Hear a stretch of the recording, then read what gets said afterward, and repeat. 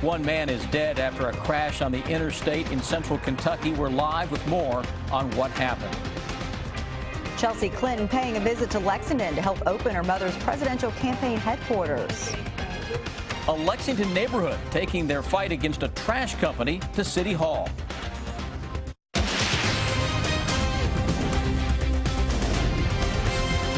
This is WKYT News at 5. Good afternoon. A scene on Interstate 75 right now. Police are investigating what's being called a deadly crash. It happened on the interstate in Scott County. The coroner tells us one person died when an SUV pulling a trailer flipped near the Sadieville exit. Our Garrett Weimer is live for us with our top story tonight. Garrett?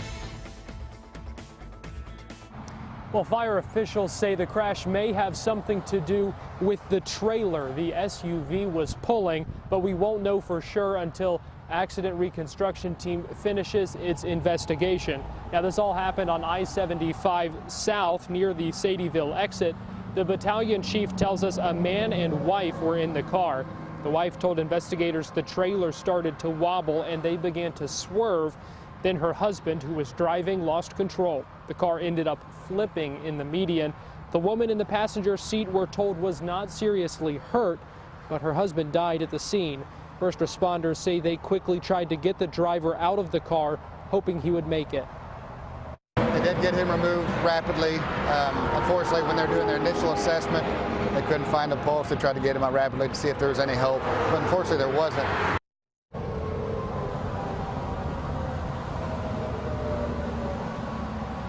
Now, we do not know the victim's name at this time. We do know the car has Ohio plates. Live off I-75 in Scott County, Garrett Weimer, WKYT. Garrett, thank you. Investigators shut down the southbound lanes off and on during the investigation, but for the most part, the crash did not impact traffic on the interstate. We are wrapping up the work week with some pretty nice weather out there, but don't put away that umbrella just yet. Yeah, it sounds like you're going to need it this weekend. We're tracking more rain ready to roll back into the bluegrass. Chief Meteorologist Chris Bailey has an early look at that forecast. Chris? Yeah, it's on the way for our Saturday and Sunday, coming at us in waves, so all isn't necessarily lost for the weekend. You will get some dry times out there. And speaking of dry times, we've had plenty of those today, although some clouds are beginning to increase. 70, well, it's popular right now, isn't it? Lexington, Richmond, Danville, Frankfort over into Mount Sterling and Moorhead, southeastern Kentucky. You had more sun than the rest of us. You were into the upper 70s, flirting with 80 degrees. Here's the live sky cam. Hamburg Pavilion, overcast now, 70 degrees, humidity slowly inching its way back up after a very nice Friday. Defender Radar Network with some rain across far western Kentucky, majority of the heavier rains down into the Tennessee Valley. Warm front pushing that action into the region, big powerhouse of a storm. Snowstorm on the backside of it, severe weather on the front side of it into the plain states. That system is going to impact our weather over the weekend. Hour by hour future radar. Notice how that rain shield western Kentucky tries its best to creep in here very late this evening into the overnight. I think the leading edge of that is being overplayed by the models, though I can't rule out a shower or two late evening, and I think the better chance will come after midnight into the day on Friday. Guys, a brand new extended hour by hour forecast that'll carry us through your Saturday and Sunday in just a few minutes. Chris, thank you. Hillary Clinton's presidential campaign headquarters in Lexington officially opened for business today. The office is on Winchester Road here in Lexington. Kentucky's Democratic primary is now less than 3 weeks away on May 17th. Our Mike Linden stopped by the office where Hillary Clinton's daughter, Chelsea, welcomed the crowd. Political figures from all over the bluegrass state were in Lexington today to open the Hillary Clinton presidential campaign headquarters. Both Allison Lundergan Grimes and the first female Kentucky governor, Martha Lane Collins, kicked off the proceedings this morning at Clinton headquarters at the Eastland Shopping Mall on Winchester Road. Hillary Clinton's daughter, Chelsea, spoke to a standing room only crowd on her mother's behalf. While she focused on her mother's views, she also spoke about issues impacting Kentucky, such as higher education, heroin, and health care coverage. Supporters who gathered outside the event say Hillary is the best suited to be the next president. The winds of change, they are blowing. The Republicans seem to be about hatred. She seems to be about embracing the general public. And who doesn't want to see the first female president? While Chelsea spoke about her mother's views, she did not mention whether or not her mother herself would make a trip to Lexington before the primary or before the general election in November. In Lexington, Mike Linden, WKYT. I have an update on that story now. Hillary Clinton's campaign announcing this afternoon she will make a stop in Ashland on Monday. On the Republican side, frontrunner Donald Trump is in California, where protesters tried to storm his event. Danielle Nottingham shows us what happened. Anti-Trump protesters broke through police barricades and tried to storm a hotel near San Francisco, the site of California's GOP convention. Police in helmets formed a line to keep the crowd at bay. Shut down Trump! Donald Trump sidestepped the protesters, getting out of his motorcade along the highway and walking up an embankment to the hotel's side entrance. He delivered the keynote address. We went under a fence and through a fence, and oh boy, I felt like I was crossing the border, actually. You know, it's true. There are hundreds of protesters out here, many waving anti-Trump signs. I think Trump is a hateful person, and I want to show him that he's not welcome in California. Trump's closest rival, Ted Cruz, is campaigning in Indiana, where voters go to the polls next week. He just picked up the governor's endorsement. Seeing Governor Pence standing with us is just the latest manifestation that Republicans continue to unite behind this campaign. Democrat Bernie Sanders is also in Indiana. He addressed steelworkers protesting job cuts. This is the kind of corporate behavior that is destroying the middle class of this country. Good morning. Democratic frontrunner Hillary Clinton was in New York City pushing to expand all-boys schools designed to help keep kids out of prison. Danielle Nottingham, CBS News, Burlingame, California. Ted Cruz will speak at the California GOP convention tomorrow. Attorneys for a man charged with the murder of a UK student want some of the evidence tossed out. Justin Smith, Efren Diaz, and Roman Gonzalez are all charged with murder and robbery in Jonathan Kruger's death. Gonzalez's attorney says police testified that one of the suspects identified Smith as the shooter.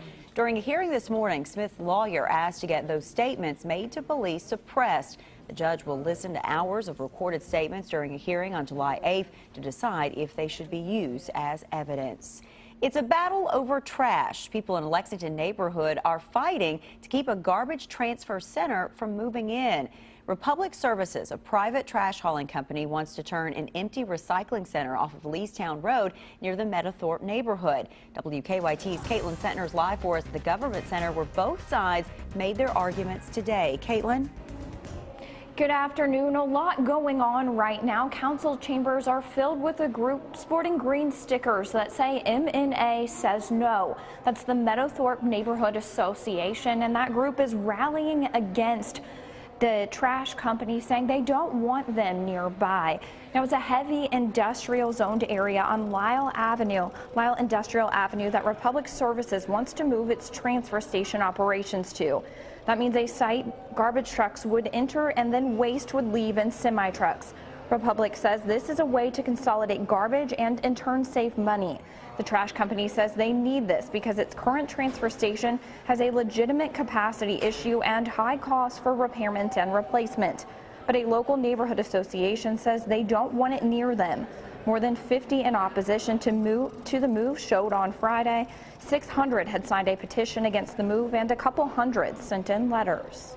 It's going to have traffic impact, it's going to have noise impact, it's going to have smell, it's going to have obviously the waste that comes off these trucks. You've seen it yourself.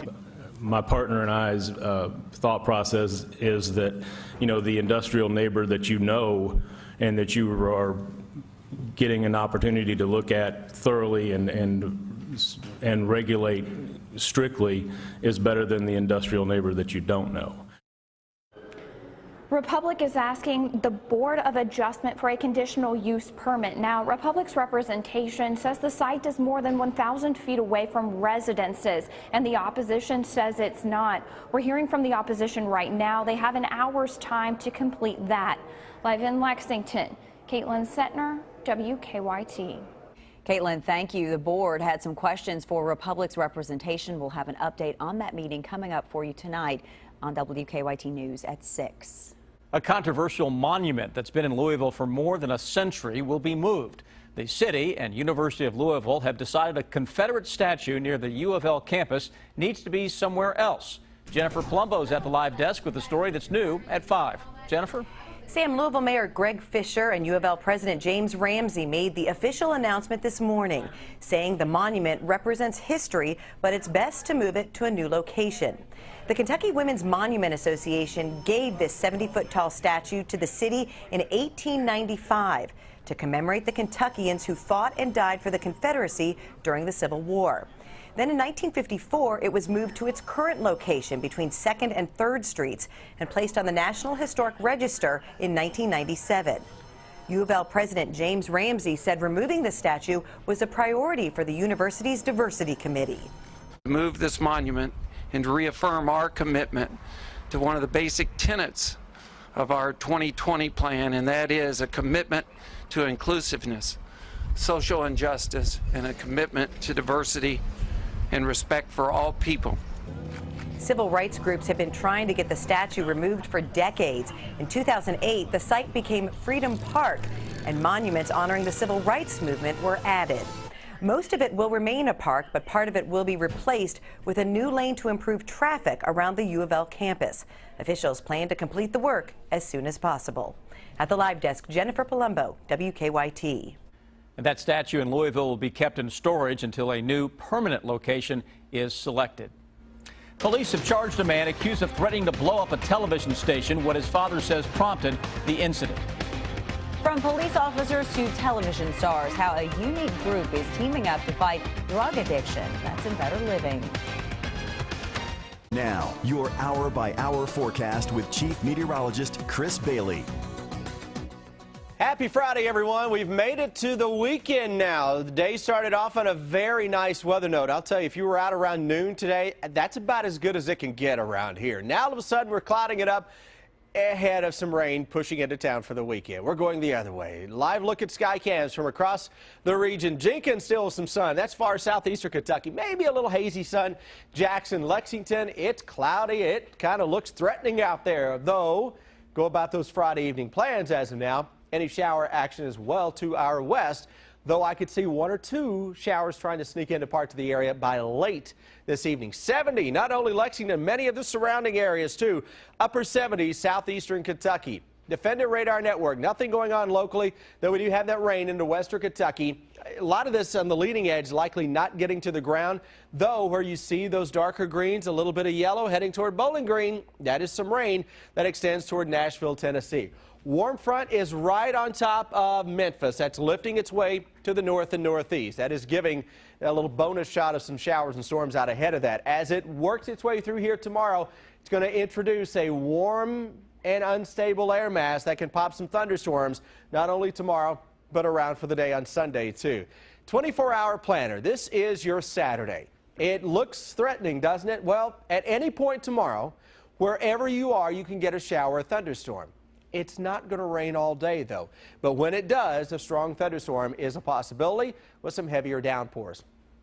Hour-by-hour forecast with the new version into the region with that little band of some light rain by 11 o'clock. So southwest of Lexington this evening, you have the best chance of picking up on a stray shower. Notice how that weakens and dissipates by tomorrow morning. Then the actual warm front makes its way through the area. How can you just look at this, Bailey, and know that that's a warm front? Well, check this out. We have our band of showers and thunderstorms right along and north of that boundary. 57 on the cool side of that warm front, 75 into the warmer air. So this is our warm front. Then look what happens. As that lifts its way to the north, notice how the temperatures take off. 2 o'clock tomorrow afternoon. Still 63 with the warmer air fighting into northern Kentucky, 82 into Monticello. Think we can get some thunderstorms out of that? You're right. Tomorrow evening, a little cluster of some storms that tries to ramp up and come at us in waves. We'll watch tomorrow evening. Looking at some of the latest data, I could see some strong storms in here for our Saturday evening. End of the day on Sunday, it's another one of those days where it will not rain the entire day, but when it does, you can have some decent boomers. 70s tomorrow. I'm splitting the difference. Southern Kentucky, you could hit 80. Northern Kentucky, you may not hit 70. Welcome to my world, folks. We go into Sunday with more in the way of scattered thunderstorms. Kentucky Derby week is unsettled and cooler than normal. Talk about some folks that were really loving the weather today. I was at Kirksville Elementary over in Madison County. They had career day, but they were so excited they could finally wear some shorts, no coats, short sleeves, loving it. Any of them coming for our jobs yet? Not yet, not yet. Just wait. But just wait, we right? got a few years. They were just first and second grade. Okay, and yeah, third we grade, got so plenty let's of give them some time. time. There we go. Thanks, Chris. Live look at Lexington rush hour traffic. It's a busy afternoon with a collision on the north side, the outer loop of New Circle near Meadow Lane. Also, police are working a crash on the exit ramp from New Circle to Richmond Road. Keeneland traffic too this afternoon, causing delays on Versailles Road as we would expect. And then the overflow on Man-O-War at Harrodsburg Road is a little bit messy right now at the moment. Drive times to Versailles, obviously with Keeneland traffic, that's going to be impacted. Also to Nicholasville, it's just stop and go for Man-O-War past Brandon Crossing. Now back to you in the studio. Officer Don, thank you. A milestone today in the construction of a new building for Valvoline. We'll show you what crews did today. A victory today for people fighting for changes to a central Kentucky road. What the state is now doing to try to make it safer. On WKYT News coming up at 5:30. Police have charged a man who threatened to blow up a Baltimore television station. 25-year-old Alex Breezy will be arrested once he is released from the hospital. Police shot him after he walked out of the TV station during yesterday's scare and ignored their commands. He showed up at the station in a onesie that included a device police say looked like a bomb.